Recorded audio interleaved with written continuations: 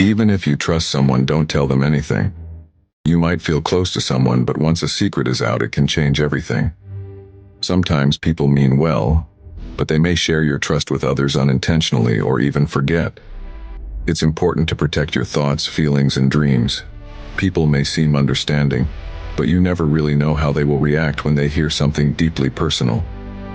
Imagine opening up about your hopes, only to find them whispered in the wrong ears or used against you later on.